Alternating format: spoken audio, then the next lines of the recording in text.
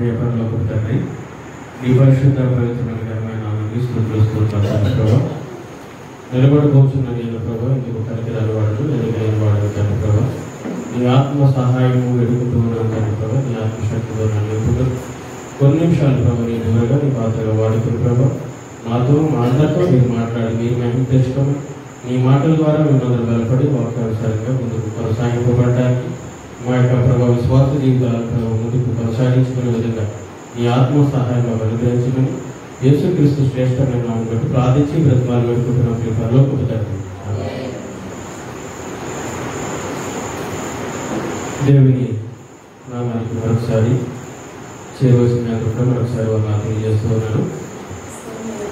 ఈ యొక్క సాయంకాల సమయంలో దేవుని వాక్యాన్ని మనం ధ్యానం చేద్దాం. ఎందుకంటే చాలా కాలమైంది సభాస్ఫూర్తిలో వాక్యాన్ని పంచుకొని దేవుడి విధంగా మరలా మీతో వాక్యాన్ని పంచుకోవడానికి దేవుడు నాకు ఇచ్చిన మంచి తరగతి బట్టి దేవుడిని మహిమపరుస్తూ ఉన్నాను. నేటి ఈ యొక్క సమాజంలో దేవుడు మన నుంచి ఏం ఆశిస్తున్నాడు, మన ద్వారా దేవుడు ఏం కోరుకుంటున్నాడు అని మనం ఆలోచన చేస్తే కనుక దేవుడు ఈ దినాల్లో మన నుండి ఏమి కోరుకుంటున్నాడు, ఏం ఆశిస్తున్నాడు అని మనము ఆలోచన చేస్తే కనుక ఈ యొక్క కాలంలో మనము మన ఇష్టానుసారంగా మనం జీవించే ప్రయత్నం చేస్తున్నాము. మనకు అనుకూలంగా మన ఆలోచన ప్రకారంగా మనం జీవిస్తున్నాము. నా మాటకు తిరిగి లేదన్నట్టుగా, నా మాటే శాస్త్రం అన్నట్టుగా ఆ రకరకాల వైఖరి కలిగి మనం జీవిస్తున్నాము. కాబట్టి కొన్ని విషయాల్లో మనము తగ్గేదే లేదన్నట్టుగా రకరకాల వైఖరితో లోకానుసారమైన పోకడతో మనం జీవిస్తూ ఉన్నాము. దేవుడు మరి మన నుండి ఏం ఆశిస్తున్నాడు అని మనం ఆలోచన చేస్తున్నాం. మొట్టమొదటిగా దేవుడు మన నుండి ఆశిస్తున్నది ఏంటంటే మన హృదయం. దేవుడు మన హృదయాన్ని ఆశిస్తూ ఉన్నాడు. అందరికీ తెలిసినటువంటి వాక్యాలే, అనేక సార్లు విన్నటువంటి ప్రసంగాలు. అయితే మరికొన్ని విషయాలు మనము ధ్యానం చేసే ప్రయత్నం మనం చేద్దాము. అయితే దేవుని యొక్క వాక్యము ఏ విధంగా సెలవిస్తుందని మనం ఆలోచన చేస్తే కనుక సొలొమోను రాసిన సామెతల గ్రంథము 23వ అధ్యాయము 26వ వచనాన్ని మొదటి భాగాన్ని మనం చూద్దాం. ప్రియమైన సామెతల గ్రంథము 23వ అధ్యాయము 26వ వచనాన్ని మనం ధ్యానం చేద్దాం. నా కుమారుడా, నీ హృదయము నాకిమ్ము, నా మార్గములు నీ కనులకు ఇంపుగా ఉండనిమ్మని దేవుని వాక్యం చదివిస్తుంది. ఇక్కడ ప్రభు అయిన యేసుక్రీస్తు వారు చెప్తున్న దేవాతి దేవుడు సొలొమోను ద్వారా పలికిస్తున్న మాటలు ఏమిటంటే, నా కుమారుడా, నా హృదయము నీ హృదయము నాకిమ్ము. దేవుడు ఏమి ఆశిస్తున్నాడని మనల్ని ఏమి అర్థిస్తున్నాడని మనం ఆలోచన చేస్తే కనుక చూడండి, దేవాది దేవుడు చెబుతున్న మాట ఏంటంటే, నా కుమారుడా, నీ హృదయము నాకిమ్ము, నా మార్గములను నీ కన్నులకు ఇంపుగా ఉండను. చూడండి, మన హృదయాన్ని కనుక దేవునికి ఇస్తే, మన హృదయాన్ని కనుక దేవునికి మనం ఇస్తే కనుక ఆయన మార్గాలు ఏ విధంగా ఉంటాయంటే ఇంపుగా ఉంటాయి.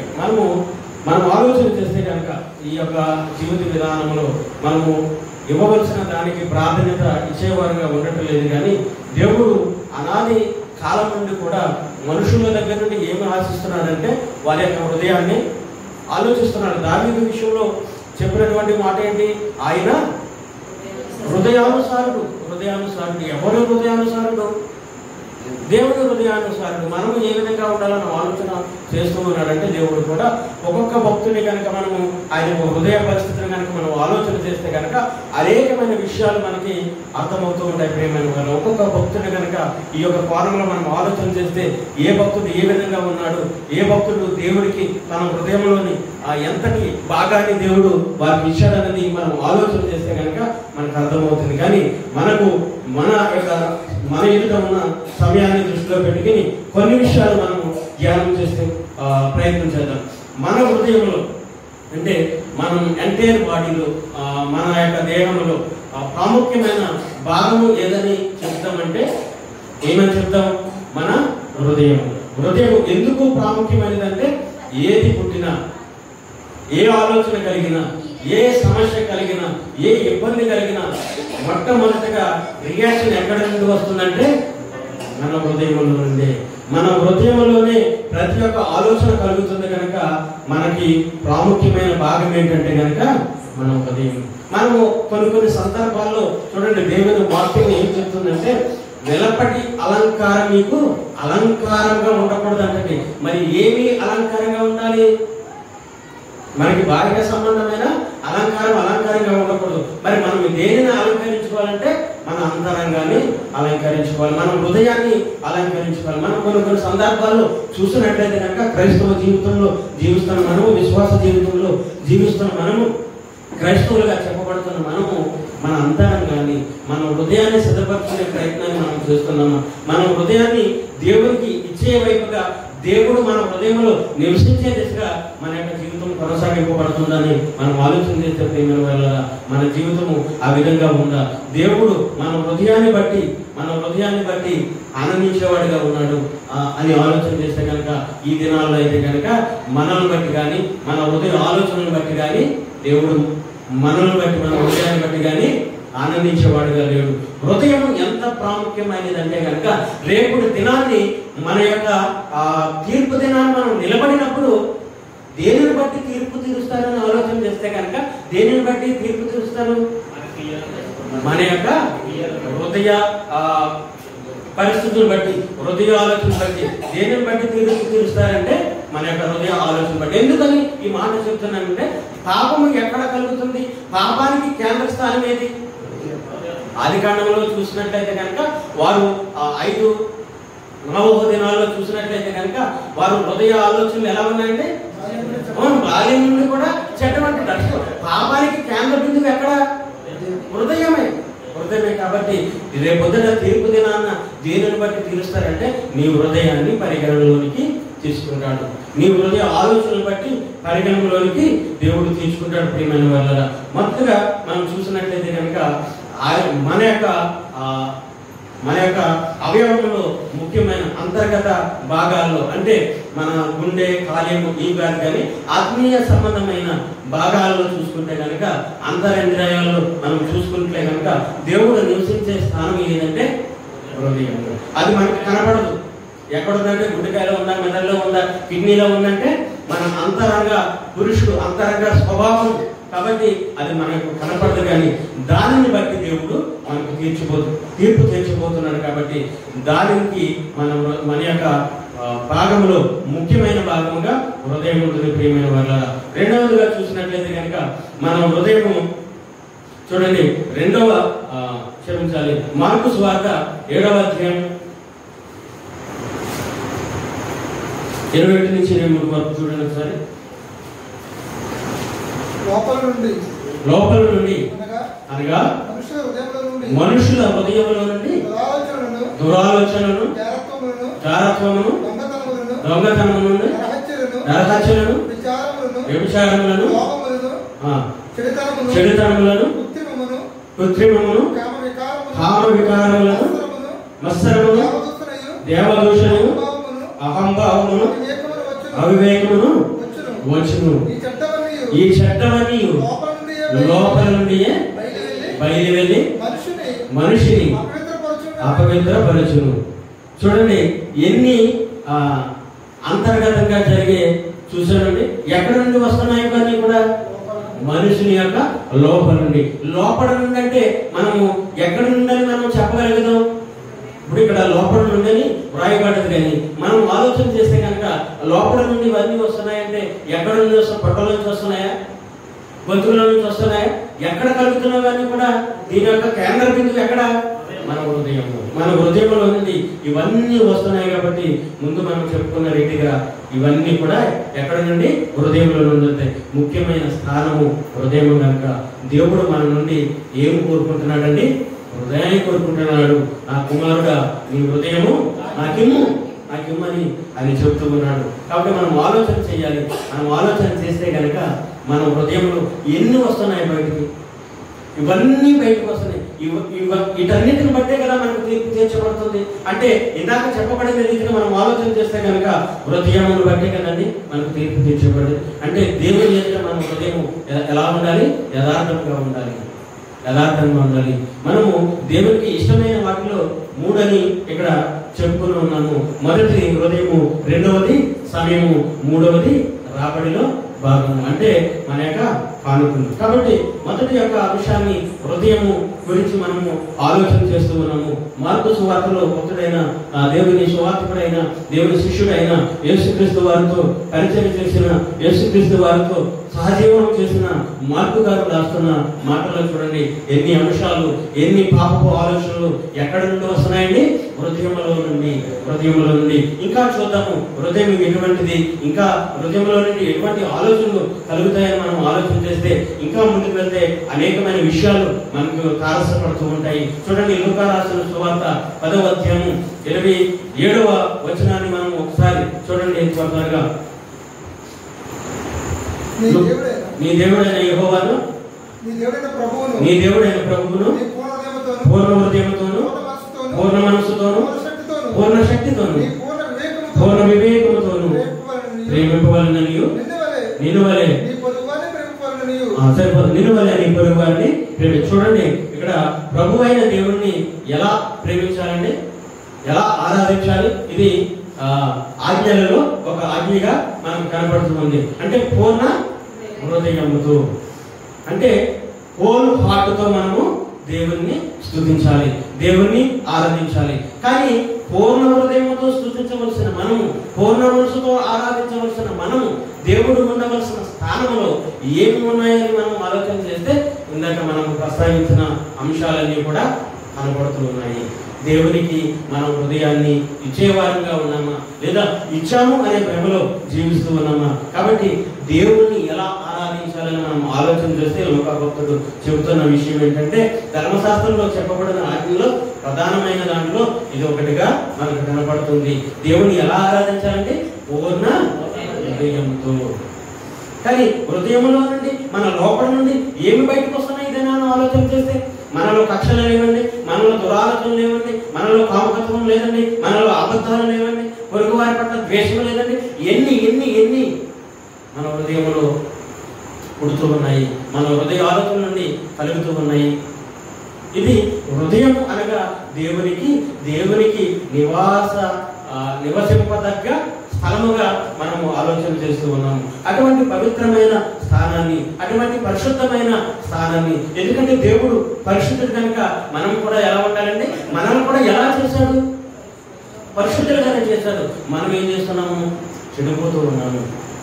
అనాది సంకల్పం నుండి, అనాది కాలం నుండి కూడా, నవోపదినముల నుండి కూడా ఎలా ఉన్నారంటే వారి యొక్క హృదయ ఆలోచనలు బాల్య దినముల నుండే చెడ్డబడండి. మనమేమి అతీతులు కాదు, కానీ మనం ఏం చేయాలంటే దేవుడు నివసింపదగ్గ యోగ్యమైనదిగా మన హృదయాన్ని అలంకరించుకోవాలి. మనం బాహ్య సంబంధమైన అలంకారాలతో మనం అలంకరించుకుంటున్నాము, కానీ మన హృదయాన్ని మనము అలంకరించుకోలేకపోతున్నాము.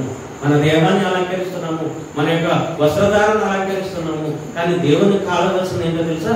వెలుపడి అలంకరణ మీకు అలంకరణ ఉండగా ఆత్మ సంబంధమైన అలంకారంతో మనం దేవుణ్ణి ఆరాధించాలి, అలంకరించుకోవాలి. ప్రియమైన వాళ్ళ చూడండి, మనం చూసినట్లయితే హృదయం పూర్ణ హృదయంతో దేవుని స్తుతించాలని చెప్తూ ఉన్నారు. కాబట్టి మనం ఇంకా ముందుకు వెళ్తే కనుక దేవుడు మన పట్ల మన హృదయాన్ని ఏ విధంగా పరీక్షిస్తున్నాడు, మన హృదయాన్ని ఏ విధంగా పరిశోధిస్తున్నాడని మనం ఆలోచన చేస్తే కనుక చూడండి, ఇర్మియా గ్రంథము,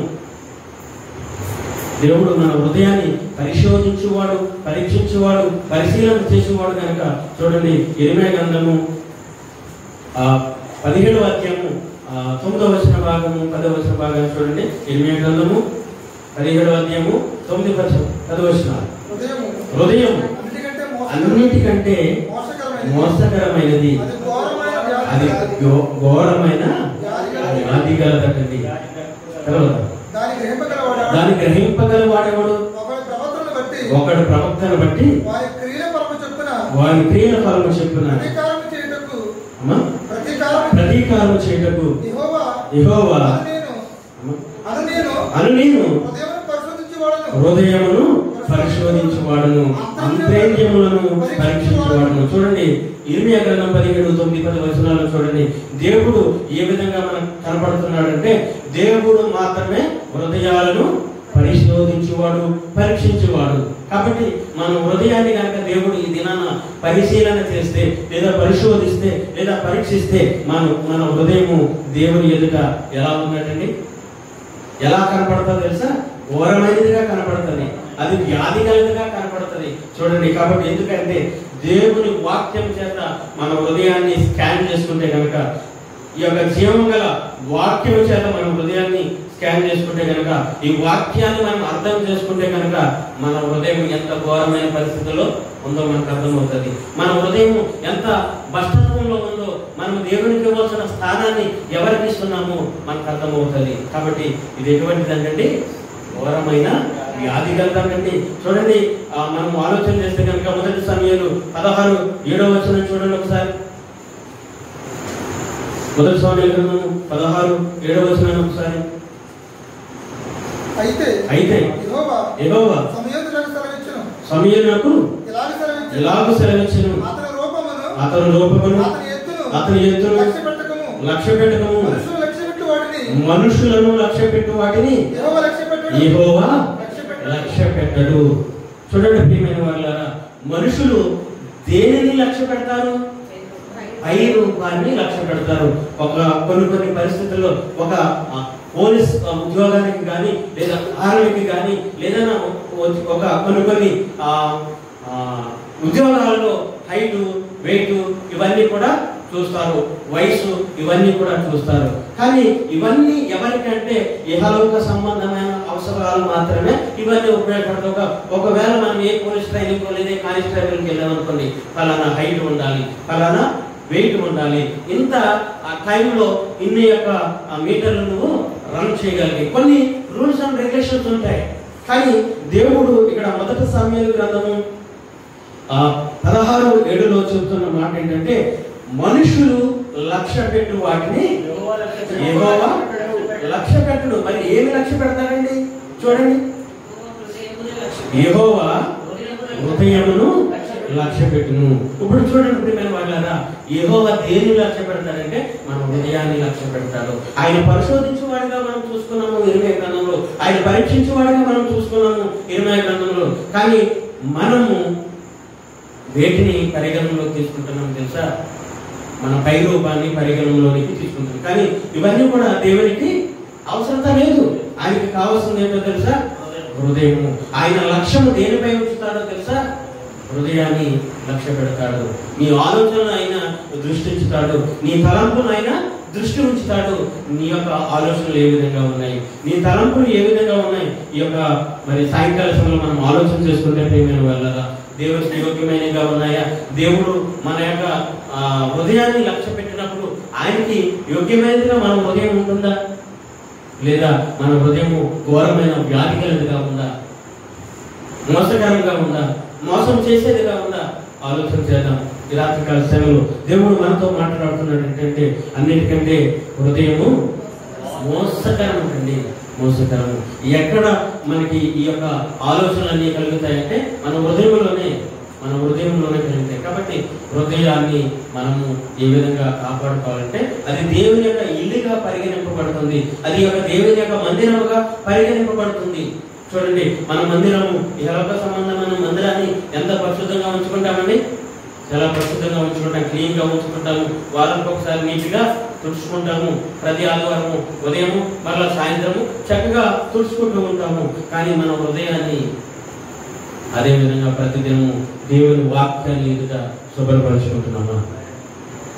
దేవుని వాక్యంతో మన హృదయాన్ని మనము శుభ్రపరుచుకుంటున్నామా? అటువంటి అవకాశాన్ని మనము వాక్యం ద్వారా మనం కల్పించుకోగలుగుతున్నామా? అటువంటి అవకాశాన్ని మనము కల్పించుకోగలుగుతున్నామా? మోసపోతున్నామా? కాబట్టి ఆలోచన చేద్దాము. దేవుడు ఏమి లక్ష్య పెడతాడంటే హృదయాన్ని లక్ష్య పెడతాడు. రేపటి దినాన్ని కూడా తీర్పు కూడా హృదయాన్ని బట్టే మనకు కలుగుతుంది. మనం చేసే పనులన్నిటి కూడా మన హృదయ యొక్క ఆలోచన బట్టే మనం చేస్తాము. కాబట్టి ఆలోచన చేద్దాం. చూడండి, అపోస్తల కార్యము కొంచెం ముందుకు వెళ్తే అపోస్తల కార్యము 8వ అధ్యాయము 21వ వచనాన్ని మనం ఒకసారి ఆలోచించేద్దాం.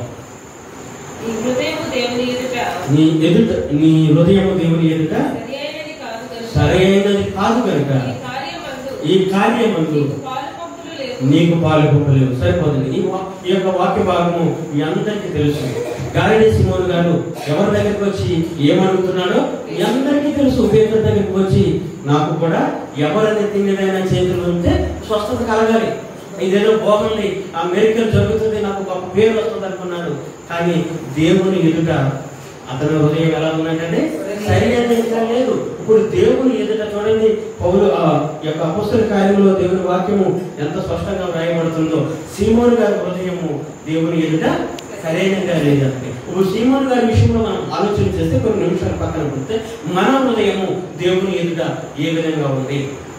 సరైనదిగా ఉందా లేదా సరైనదిగా లేదా ఆలోచన చేస్తే ప్రియమైన వాళ్ళారా, అతను అనుకున్నాడు నేను కూడా ఈ విధంగా ప్రార్థన చేస్తే లేదా నేను కూడా ఈ విధంగా చేతులు పెడితే, పైగా ఏమి కోరుకుంటున్నాడు?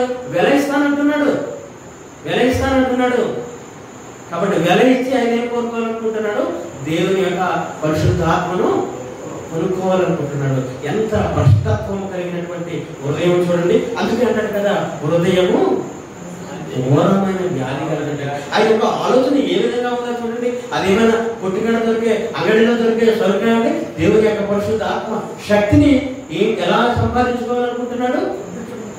డబ్బులు ఇచ్చి ధనం ఇచ్చి ఆయన ఆత్మను సంపాదించుకోవాలనుకుంటున్నాడు. ఈ దినాల్లో చూడండి, కొన్ని ప్రాంతాల్లో కొన్ని పదవులు కొనుక్కుంటున్నారు కదండి. కొన్ని పదవులు కొనుక్కుంటారు. పదవులు దేనికోసం అండి? ఆత్మను రక్షించడానికా లేదంటే మన పేరు పెట్టిన ఎంచుకోవడానికా? ఎంచుకోవడానికి. ఈ దినాల్లో మనం ఆలోచన చేస్తే పదవులు దేనికోసం అండి? మనం ఆత్మను రక్షించడానికి ప్రయాసపడాలి కానీ మన పేరు పక్కన మనం డిగ్రీలు వేయించుకోవడానికి కాదు. చూడండి, అటువంటి హృదయాలు అనేకమైనవి ఈ లోకంలో మనం చూడవచ్చు. మన పరిసర ప్రాంతాల్లో మనం చూడవచ్చు.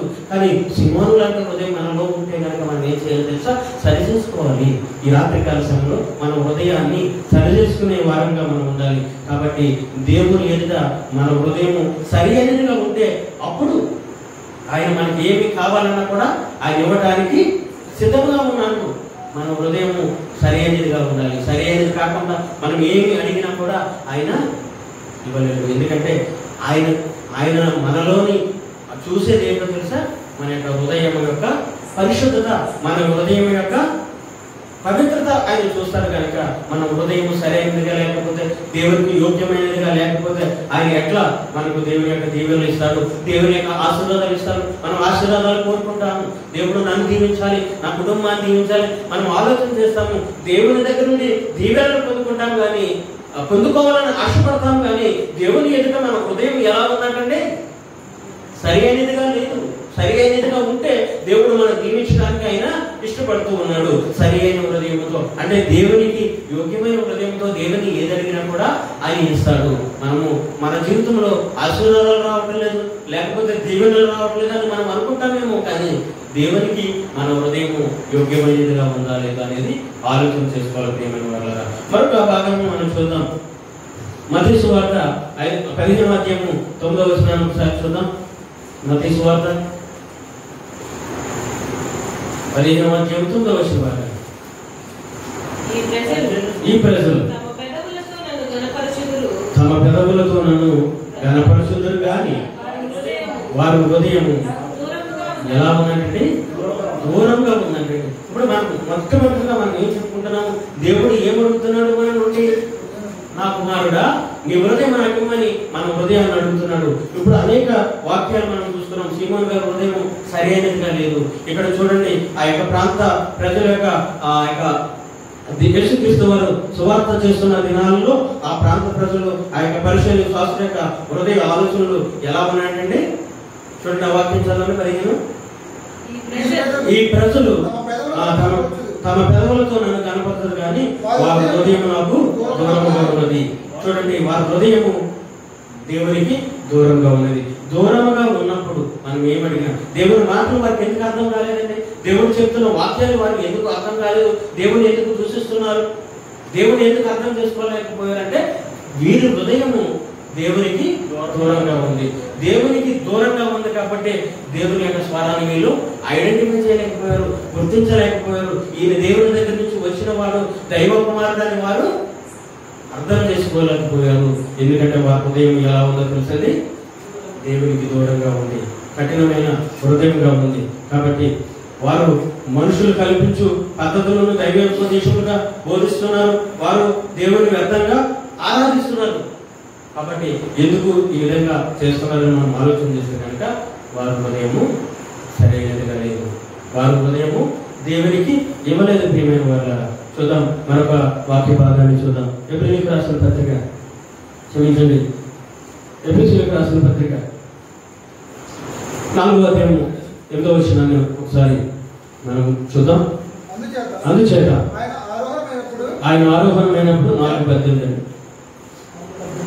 క్షమించాలి. ఎఫెసీయులకు రాసిన పత్రిక, వారైతే అంధకారమైన మనసు గలవారే తమ హృదయ కాఠిన్యము వలన తమలో ఉన్న అజ్ఞానం చేత దేవుని వలన కలుగు జీవములో నుండి వేరుపరచబడిన వారే తమ మనసుకు కలిగిన వ్యర్థతను అనుసరించి నడుచుకొనుచున్నారు. ఇక్కడ చూడండి ప్రియమైన వారలారా, దేవుని యొక్క వాక్యాన్ని మనము ఆలోచన చేస్తే కనుక వారి యొక్క స్థితి ఏ విధంగా ఉందని మనం ఆలోచన చేస్తే ఎఫెసీయులకు రాసిన పత్రిక 4వ అధ్యాయం 18వ వచన భాగంలో మరొకసారి మనం ఆలోచన చేస్తే కూర్చోండి. వారైతే అంధకార సంబంధమైన మనసు గలవారై తమ హృదయ కాఠిన్యము వలన తమలో ఉన్న అజ్ఞానము చేత దేవుని వలన కలుగు జీవముల నుండి, దేవుని వలన ఏమి కలుగుతుందండి? జీవము కలుగుతుందండి. వారి హృదయము లేదా వారి మనసు ఏ విధంగా ఉంది? కాఠిన్యముగా ఉంది. వారి హృదయ కాఠిన్యము వలన దేవుని వలన కలుగు జీవము నుండి వారు వేరుపరచబడిన వారయ్యారు.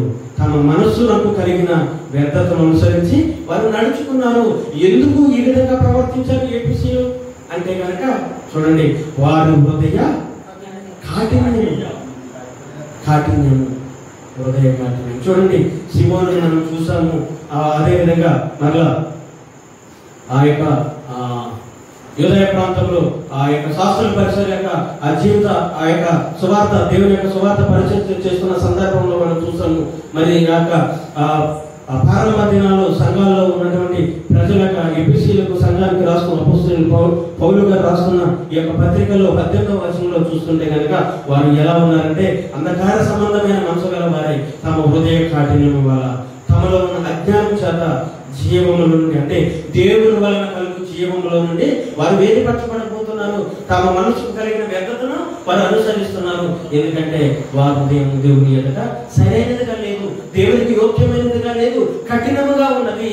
కఠినముగా ఉండడం వల్ల దేవుని వలన కలుగు జీవము అంటే నిత్యత్వాన్ని వారు తృణీకరిస్తున్నారు. వారి యొక్క హృదయ అజ్ఞానం చేత దేవుని యొక్క నిత్య జీవాన్ని వారు తృణీకరిస్తున్నారు. ప్రియమైన వాళ్ళ మరి మనము ఈ యొక్క సాయంకాల సమయంలో ఏ విధంగా ఉన్నాం? మన హృదయము దేవునికి ఇస్తున్నామా? దేవుడు మన హృదయంలో నివాసం చేయడానికి ఆయన ఇష్టపడుతున్నాడా? దేవుడు మన హృదయంలోనికి రావడానికి చూడండి, ప్రకటన గ్రంథంలో అనేక సార్లు మనం చెప్పుకుంటాం కదండి, అనేక మార్లు అనేక సందర్భంలో దేవుడు ఎక్కడ నుండి కలుపుకుంటున్నాడు? హృదయం అనే. చూడండి, దేవాది దేవుడికి అంత అవసరం ఏంటండి? మీ హృదయాన్ని పరిశుద్ధపరచుకుని దేవుని ఆహ్వానిస్తే కనుక, అంటే ఆయనకి మనకు ఎంత దూరం ఉందంటే, నువ్వు తలుపు తీస్తే ఆయన కనపడేంత దూరం. అంటే ఎంత దేవుడు మనకు ఎంత సమీపంగా ఉన్నాడో ఒకసారి ఆలోచించండి. మన హృదయ కాఠిన్యం వల్ల దేవుడిని మనము నిర్లక్ష్య పెడుతున్నాము, దేవుడు తృణీకరిస్తున్నాము, దేవుడు ఇచ్చే నిత్య జీవాన్ని మనము కోల్పోతున్నామేమో ఆలోచించేద్దాం. ప్రియమైన వల్ల చూడండి, అదేవిధంగా హెబ్రీయులకు రాసిన పత్రిక 4వ అధ్యాయము 12వ వచనాన్ని మనం చూద్దాం. ముగింపులోనికి వెళ్దాం. హెబ్రీయులకు రాసిన పత్రిక 4వ అధ్యాయము 12వ వచనం. ఎందుకనగా దేవుని వాక్యం సజీవమై బలము గలదై రెండంచులు గల ఎటువంటి ఖడ్గము కంటే వాడిగా ఉండి ప్రాణాత్మలను కీళ్లను మూలుగను విభాగించినట్టు దూరుచు హృదయము యొక్క తలంపులను ఆలోచనలను శోధించుచున్నది. ఏమి శోధిస్తున్నది? దేవుని యొక్క వాక్యం. ఇది ఎటువంటిదండి? ఎటువంటి రెండంచులుగా ఖడ్గము కంటేనంట పదునైనదంటండి, వాడగలదంటండి. మూలుగును సైతము విభజించగలిగిన శక్తివంతమైనదంటండి. ఏమిటండి? వాక్యము. ఇటువంటి వాక్యము మన హృదయాలను ఏం చేస్తుందండి? సరి చేస్తుంది. మన హృదయాలను దేవుని వైపు నడిపిస్తుంది. కానీ దేవునికి మనము సమయాన్ని ఇచ్చేవారుగా ఉన్నామా? కాబట్టి ఆలోచించేద్దాం ప్రియమైన వాళ్ళ ఈ యొక్క సాయంకాల సమయంలో ఆలోచించండి. మన హృదయము దేవునికి యోగ్యమైనదిగా ఉందా? ఆయన మన నుంచి ఏమో ఆశిస్తున్నాడని మనం ఆలోచన చేస్తే కనుక మన హృదయాన్ని దేవుడు మన హృదయాన్ని ఆశిస్తూ ఉన్నాడు, మన హృదయాన్ని అడుగుతున్నాడు. మన హృదయమైన కలుపు దగ్గర ఆయన కడుతూ ఉన్నాడు. చూడండి, మన హృదయాన్ని ఏ విధంగా దేవుని వాక్యము మన యొక్క హృదయం యొక్క తలంపులను ఆలోచనలు కూడా దేవుని వాక్యము శోధిస్తూ ఉంది. ప్రతిదినం కూడా దేవుని వాక్యము మనలను మన హృదయాలను ఏం చేస్తుందంటే శోధిస్తుంది. మనం దేవుని వారము, దేవుని కొరకు మనము జీవించాలి. వాక్యం మనల్ని సరిచేస్తుంది, వాక్యం మనలను శోధిస్తుంది. నువ్వు దేవుని బిడ్డవు, నీ హృదయంలో ఎవరు ఉండాలి? దేవుడు ఉండాలి. దేవునికి ఆలయమై ఉన్నది నీ దేహము, నీ హృదయము. నీ హృదయంలో ఆయనకి స్థలము కావాలని మనలో ఉన్న మన హృదయాన్ని దేవుని వాక్యము ఇప్పుడు జరిగేదంతా కూడా, మనతో మాట్లాడేదంతా, మనం శోధించేదంతా కూడా ఏంటంటే దేవుని వాక్యము. ఎందుకని? దేవునికి మన హృదయం కావాలి కనుక దేవుడు ఈ దినాన తన వాక్యంతో మాట్లాడుతూ ఉన్నాడు. కాబట్టి మన హృదయము సరి చేసుకోవాలి, దేవుని ఎదుట సరి అయినదిగా ఉండాలి. కాబట్టి సరి చేసుకుందాం. దేవుని వాక్యం ఈ రాత్రికాల సమయంలో మనతో మాట్లాడుతుంది కనుక మనము ఈ రాత్రికాల సమయంలో దేవుని వాక్యం చేత యేసయ్య గ్రంథము 36వ అధ్యాయము ముగించుకుందాం. యేసయ్య గ్రంథము 36వ అధ్యాయం అందరికీ సుపరిచితమైన వాక్యమే. 25, 26 వచనాలు మనం ధ్యానం చేద్దాం. యేసయ్య గ్రంథము 36వ అధ్యాయము. మీ అపవిత్రత యావత్తు పోగునట్లు మీ మీద చదువు శుద్ధ జలము చల్లుదును, మీ విగ్రహము వలన మీకు కలిగిన అపవిత్రతను తీసివేసేదను, నూతన హృదయము మీకు ఇచ్చేదను, నూతన స్వభావము మీకు కలుగజేసేదను. రాతి గుండెను మీలో నుండి తీసివేసి మాంసము గుండెను మీకు ఇచ్చేదను. నా ఆత్మ మీ మీద నుంచి నా కట్టడలను అనుసరించి వారుగా, నా విధులను కైకొని వారిగా మిమ్మల్ని చేసేదను అని దేవుడు మాట్లాడుతూ ఉన్నాడు. చూడండి, చివరిగా మనం ఆలోచన చేస్తే కనుక దేవుడు మన హృదయంలోనికి రావడానికి ఆయన ఇష్టపడుతూ ఉన్నాడు. వాక్యానికి మనం అవకాశాన్ని ఇస్తే కనుక, వాక్యం మనలో పరిశోధిస్తే కనుక మనలో ఉన్న రాతి గుండెను తీసివేసేటండి నూతన స్వభావాన్ని ఇస్తానంటున్నాడు, నూతన హృదయాన్ని ఇస్తానంటున్నాడు, నూతన స్వభావాన్ని ఇస్తానంటున్నాడు. కాబట్టి మనలో ఉన్న రాతి గుండెను తీసివేసి ఆయన ఆత్మతో మనల్ని నింపుతాడంటండి. మనలో ఉన్న ఘోరత్వము కలిగిన, బండతో పోల్చబడిన కఠినత్వము, ఇందాక కఠినత్వం గురించి మనం నేర్చుకున్నాము. వారి హృదయం ఎలా ఉందండి? కఠిన హృదయం కలిగిన వారే దేవుని జీవవాక్యం నుండి వారు తొలగిపోయారు. అటువంటి కఠిన హృదయం నీకుంటే కనుక ఈ రాత్రికాల సమయంలో దేవుడు తీసేయడానికి ఇష్టపడుతూ ఉన్నాడు. ఈ రాత్రికాల సమయంలో నీ హృదయాన్ని ఆయనకి ఇవ్వడానికి ఇష్టపడుతున్నావా? చూడండి, అన్యజనుల నుండి తోడుకొని ఈ దేశంలో నుండి క్షమించలేదు, మీ అపవిత్రత యావత్తు పోగునట్లు నేను మీ మీద శుద్ధ జలము చల్లి మీ విగ్రహం వలన కలిగిన అపవిత్రత అంతా కూడా ఆయన తీసివేస్తున్నారు. ఒకవేళ ఈ సందర్భము ఏదైనప్పటికీ కూడా మనలో అటువంటి ఆనాటి కాలంలో ఉన్నట్టు అపవిత్రత ఏదైనా మన హృదయంలో ఉంటే కనుక దేవుడు ఈ రాత్రికాల సమయంలో మనలో ఉన్న అపవిత్రత కూడా దేవుడు తీసివేస్తానని యేసయ్య ద్వారా ఆనాటి దినాల్లో చెబుతున్న మాట ఏంటంటే, ఆ యొక్క ప్రజల్లో ఉన్నటువంటి ఆ యొక్క విగ్రహారాధన లేదా వారి యొక్క ఉన్న అపవిత్రత యావత్తు తీసివేస్తాడు అని దేవుడు చెబుతూ ఉన్నాడు. వారిలో ఉన్న కఠినత్వాన్ని తీసేస్తానని యేసయ్య ద్వారా ప్రాంత ప్రజలతో మాట్లాడుతూ ఉన్నాడు. ఇది నీతో నాతో కూడా చాలా సమీపంగా దేవుడు మాట్లాడుతూ ఉన్నాడు. నీలో ఉన్న కఠిన హృదయాన్ని తీసేయడానికి కూడా ఈ యొక్క సాయంకాల సమయంలో దేవుడు ఇష్టపడుతూ ఉన్నాడు. నీలో ఉన్న రాజులను తీసివేసి నీకేమిస్తాడంటే మాంసపు గుండెని ఇస్తాడంటే, నీలో ఉన్న కఠినత్వాన్ని తీసివేసి మంచి మాధుర్యము కలిగిన హృదయాన్ని ఇస్తాడు. అంటే మంచి స్వభావం కలిగిన కౌమల్యం క్షమించాలి మంచి స్వభావం కలిగిన మంచి హృదయాన్ని దేవుడు నీకు ఇస్తాడు.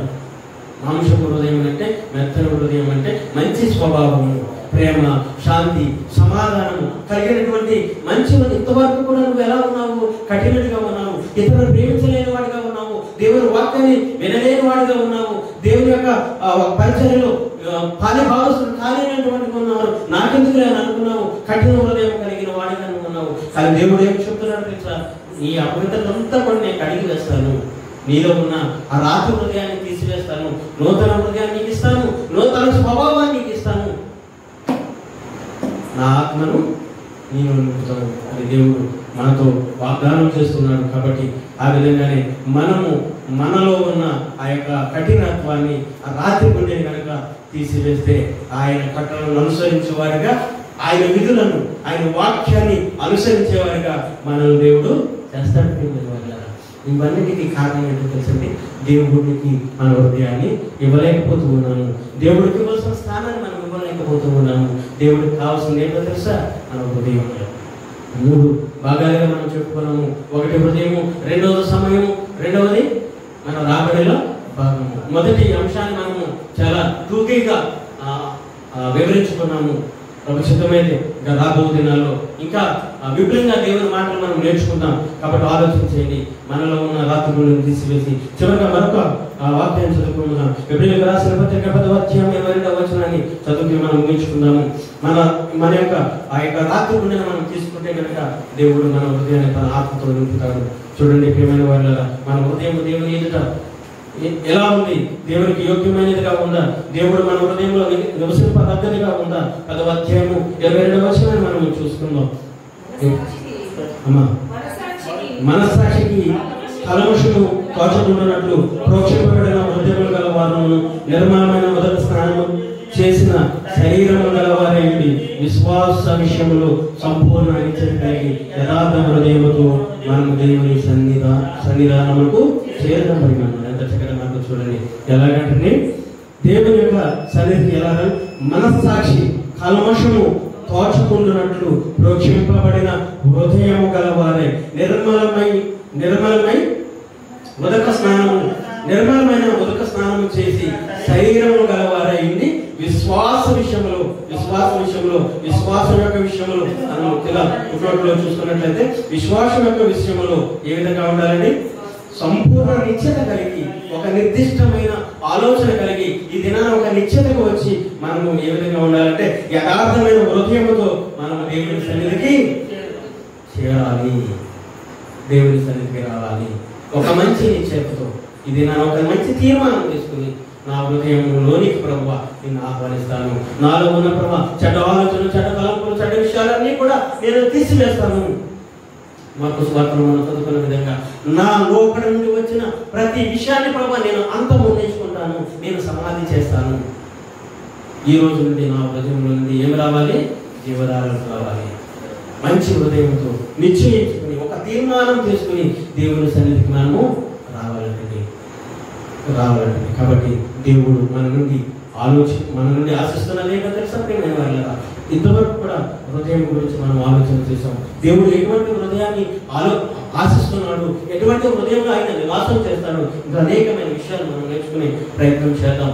కాబట్టి మనం ఒక నిశ్చయతకు రాకపోతే కనుక దేవుడు మన హృదయంలోకి రావడానికి ఆయన ఇష్టపడడు.